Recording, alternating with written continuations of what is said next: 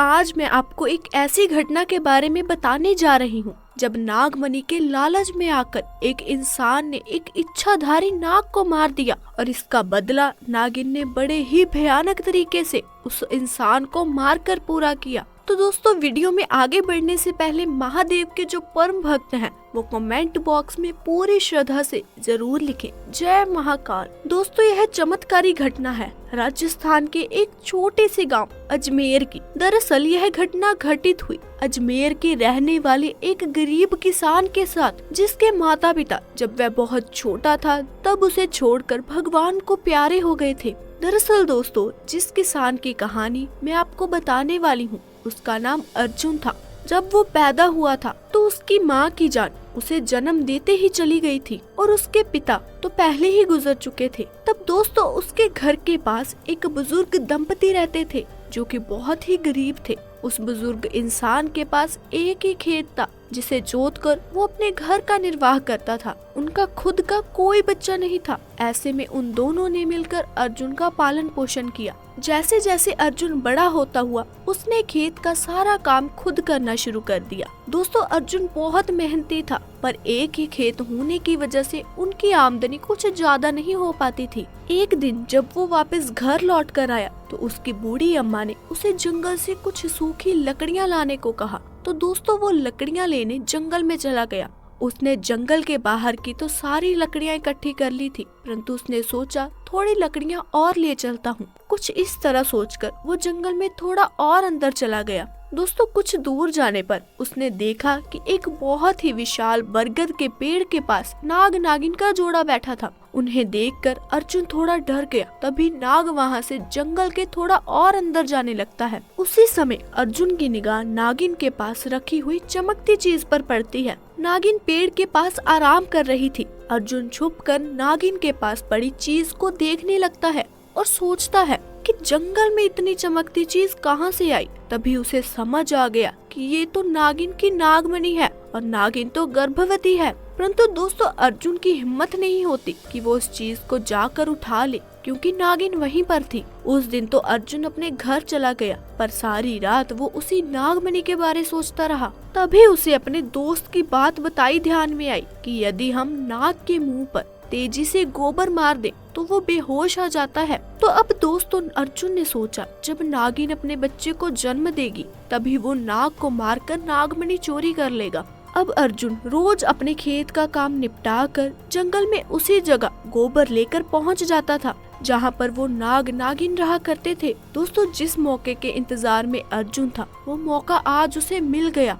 जब नागिन अपने बच्चे को जन्म दे रही थी तभी उसने सांप के मुंह पर पेड़ के पीछे छिपकर गोबर दे मारा। नाग गोबर लगने की वजह से बेहोश हो गया और उसने पास पड़े एक बड़े पत्थर से नाग को खत्म कर दिया और उसने उसी पत्थर को उठाकर नागिन और उसके बच्चे को दे मारा। और अर्जुन ने नाग के नीचे पड़ी नागमणि को उठाया और घर की तरफ भागा। दोस्तों, वो नागमणि को लेकर घर आ गया और उसने उसके बारे में किसी को कुछ नहीं बताया और नागमणि को हाथ में लेकर इच्छा जाहिर की कि जो भी मेरे खेत हैं उनमें जो फसल है वह बहुत ही अच्छी हो और महंगे दाम पर बिके। परंतु दोस्तों, उधर जंगल में नागिन किसी तरह बच गई थी, बस बेहोश थी। जब उसे होश आया और उसने बच्चे और नाग को मरा देखा तो नागिन बेबस सी हो गई। पर दोस्तों, नागिन ने नाग की आंखों में कातिल का चेहरा देख लिया था। कहते हैं यदि नाग को कभी मारा जाए तो उसे जला देना चाहिए, क्योंकि नागिन नाग की आंखों में कातिल का चेहरा देखकर जान लेती है कि उसके नाग को किसने मारा है।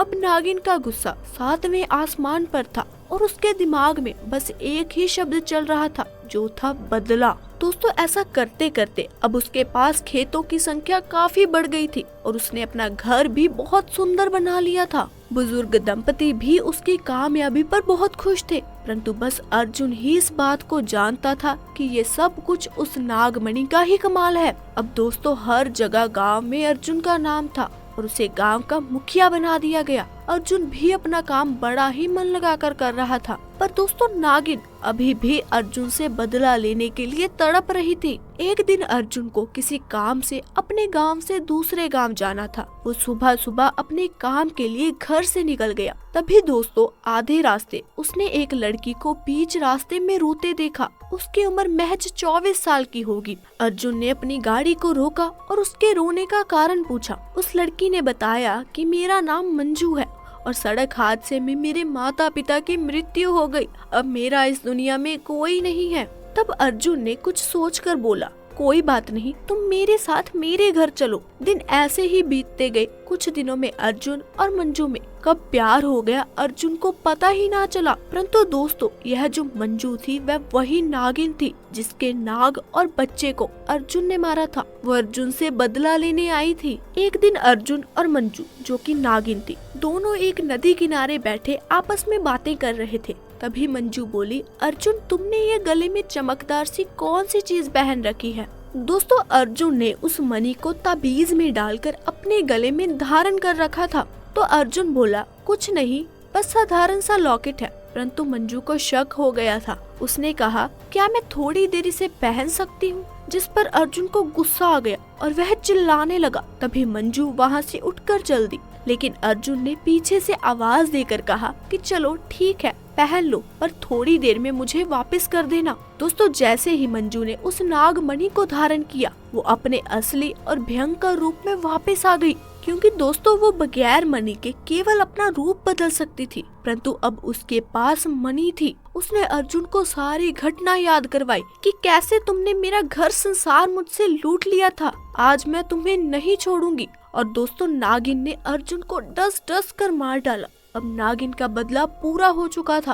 वो वापस जंगल में उसी पेड़ वाले स्थान पर वापस चली गई। तो दोस्तों इस घटना ने यह जाहिर कर दिया कि नाग नागिन से पंगा भूल कर भी नहीं लेना चाहिए। दोस्तों नागमणि एक रत्न की तरह होती है जो काफी ज्यादा चमकदार होती है। इच्छाधारी नागों के पास यह नागमणि होती है जिससे वह किसी का भी रूप धारण कर सकते हैं। और कहते हैं यदि नागमणि इंसानों को मिल जाए तो वह कुछ भी कर सकते हैं। इसीलिए लोग नागमणि को पाना चाहते हैं। कहते हैं जब नाग 100 साल की तपस्या पूरी कर लेता है तब उसे यह नागमणि मिलती है जो भोलेनाथ उसे स्वयं देते हैं। और 100 साल के हो जाने के बाद एक नाग इच्छाधारी नाग या नागिन हो जाता है। इससे हम यह समझते हैं कि हाँ इच्छाधारी नाग नागिन होते हैं और नागमणि उन्हें रूप बदलने में मदद करती है। पर वह इंसानों से दूर रहते हैं क्योंकि इंसान लालची होता है और इस वजह से वह इंसान से बचकर रहते हैं।